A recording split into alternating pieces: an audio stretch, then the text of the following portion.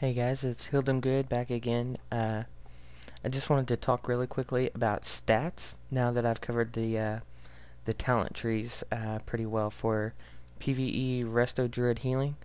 Um, let's take a look here. Our number one most important stat is intellect.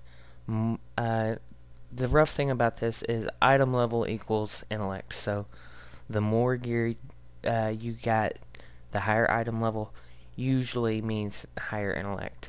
This is our main stat. It's where we get all our spell power. We get our mana from it. We get our mana pool. You get mana regen. It gives you a slight amount of crit. It's our best stat. You can't really say anything more about it. Spirit is the secondary stat. Is our number one secondary stat. Mana regen. Always. Intellect, spirit. If you have a piece of gear that doesn't have spirit on it, you need to forge for spirit. This is going down the line here. Next, I tend to lean towards haste. It's a gear issue again. I believe 1169 haste will give you an extra tick on your rejuvenation. And this is a good way to go.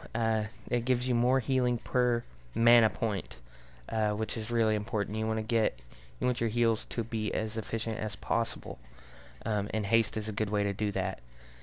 I'll attach a link to Treebarkjacket.com. It's a great site that I use to calculate my haste.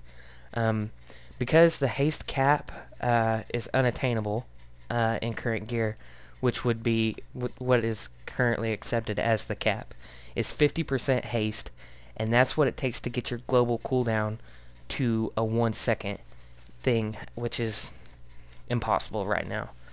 Let's see here.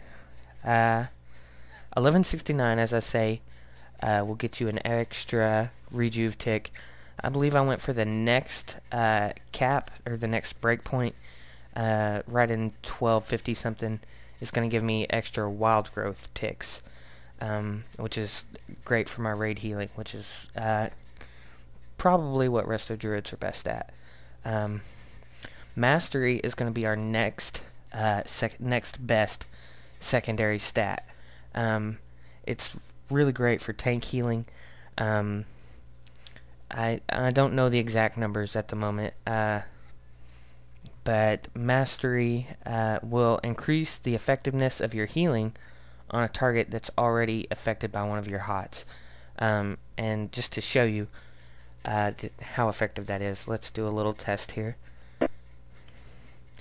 Rejuve, there's the initial tick, and we're going to go 3500, 3500, 3500.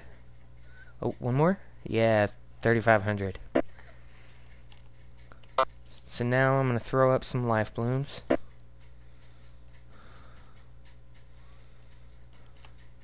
And then follow that with a rejuve, and let's see what happens there. Initial cast.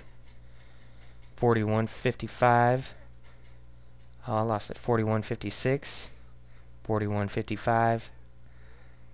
4156. So we saw about a 600 heal per tick.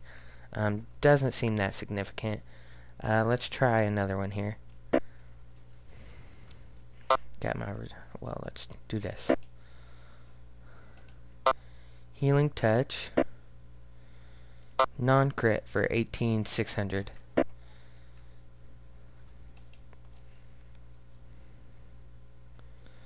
Non-crit for 21,900.